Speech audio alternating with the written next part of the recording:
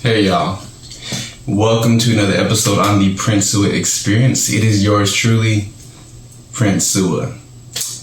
Today we're going to cover what defines a healthy relationship, and I truly believe that there's 4 key things. That number 4 has been blowing up with me recently to defining a healthy relationship, and I can guarantee that if you are following within these 4 key components, the only reason that a relationship would go bad or end is because of you.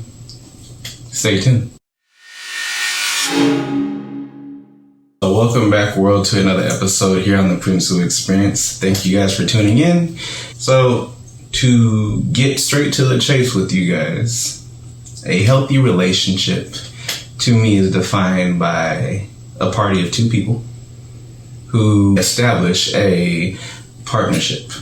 I believe that a healthy relationship can be defined by these 4 components as long as you can keep your mind that the very core foundation of any relationship should be a partnership. Component number 1 is healthy communication. That is my favorite. Healthy communication is so essential to allowing the foundation of a relationship to strive. Healthy communication essentially covers every aspect of any open space in between people, any areas of confusion, any areas of doubt. Healthy communication brings it all together. What is healthy communication? Healthy communication is defined by people taking accountability for what they are feeling and releasing people from taking any responsibility or from being responsible for their own personal issues and ailments. That's it. Literally, that is it. Healthy communication. We can go into a further rabbit hole with it, but in general, healthy communication is you using I statements and you are releasing people from being responsible for what you're going through. In order to activate that, you have to have a healthy sense of self, which means you have to have awareness. You have to know who you are. You have to have self-love. Self-love is so critical to the whole aspect of man, to the whole aspect of humankind. You have to have a healthy sense of self so you understand that you are releasing people from being responsible for your issues, for being responsible for your pain, from being responsible for your joy.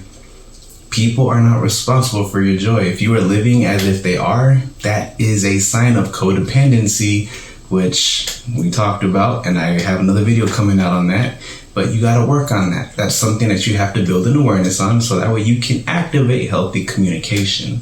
So, perfect example is, say, I don't like my spouse coming home late after a certain time.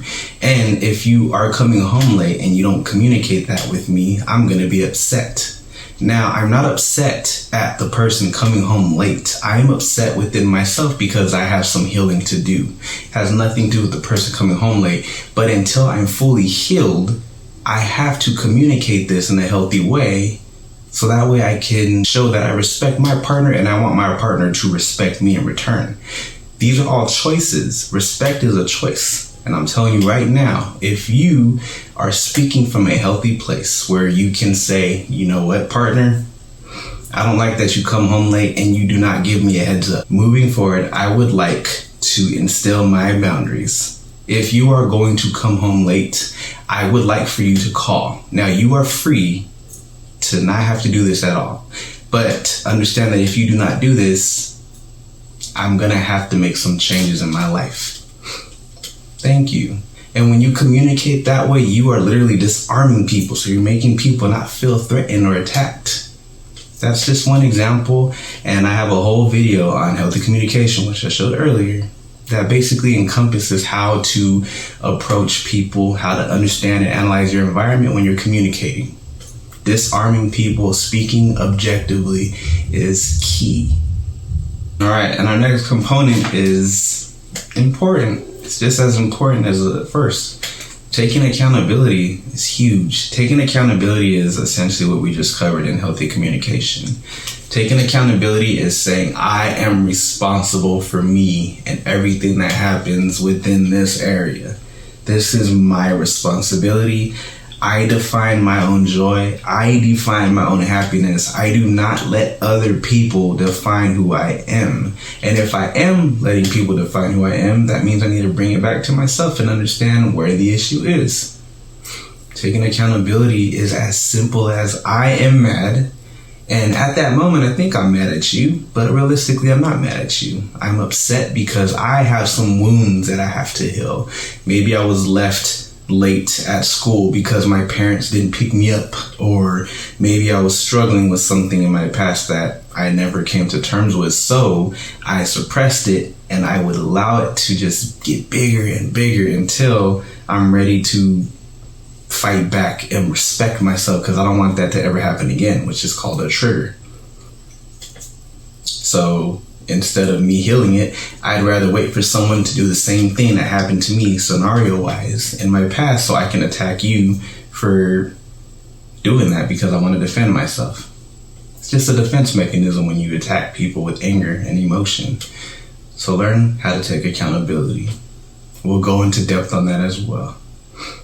For this next one, taking risk. You have to take the risk, meaning if you are going to take risk in life, you are going to allow yourself to know that I can do this, and I never knew that I could do this. If you never knew that you could do this and you take a risk and you fail, it doesn't matter. For the fact that you took a risk and you were able to understand that you're alive, you're able to realize that you made it, that's power. That subconsciously sends messages to your brain to let you know that you're in a safe place and you've got your back. You are all that you've ever needed. Take that risk. Take the risk. And in regards of our relationship talk right now, taking risk is being confrontational, being able to look your partner in the eye, in their eyes, being able to look your partner in their eyes and communicate in a healthy way from a place of accountability, why there are issues on the table, what you would like to set moving forward, and I open the floor to you. Please let me know what you would like to change, and let's see how we can make this partnership flourish and be compatible with one another versus having to compromise my standards so I can allow you to do something, or you compromise your standards so I can do something. It's not healthy. And in final, having an open mind. Open mind is peace. Having an open mind with a partner in a relationship is bliss. When you can have an open mind with your partner, you are so much less to jump to the gun to judge people or to judge person. If you keep an open mind, you allow your partner to eventually disarm themselves so they can be open with you. So if someone has random types of desires, or if somebody is raised in a certain kind of culture and they like to do something different, or their diet is different, rather than judging somebody, you would say, okay, so on Fridays you do not like to eat meat. All right, perfect. So in respect to you, I would like to eat meat on Friday, but I don't want you to take it personal if I do. Are you okay with this? Open-mindedness versus, ooh, you don't eat meat on Fridays?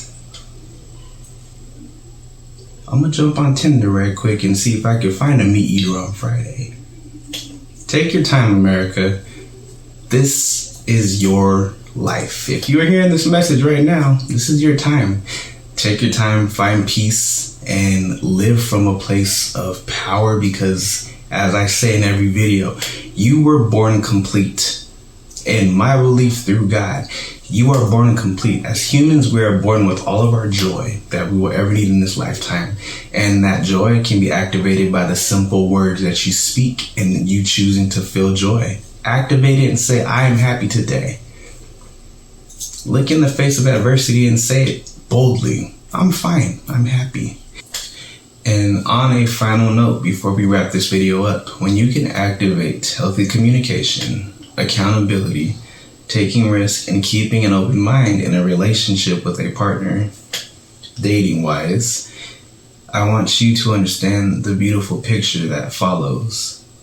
You keep this state of mind, you keep this new way of being, and you activate this, you can communicate with the world. And it doesn't have to be just in the dating realm. You communicate with your boss from these 4 stances. You communicate with your family. You communicate with friends. You communicate with people that you don't know about. People you never met. And watch what happens when you activate that power. But remember, everything all needs to come into alignment. So everyone's on their own journey in life. Everyone's on their own path. Be mindful of this as you develop and grow to love yourself, which will allow you to grow to love and embrace everyone around you. This is your time. I'm Prince Sua. Thank you for tuning in. If you enjoyed this content, I want you to like this video if you know of other people who could enjoy this, because when you like it, it spreads to people that you know and that you're friends with. And if you feel that this video is something that brings you power and you would like to take this journey with me, because we're on the self-love journey, I want you to subscribe so that way every time I'm releasing these videos, we can develop together. And don't be shy. Communicate with me. Leave comments. Let me know what's cracking. Power to you always. I am Prince Sua, and I'll see you guys soon. The Prince Sua Experience.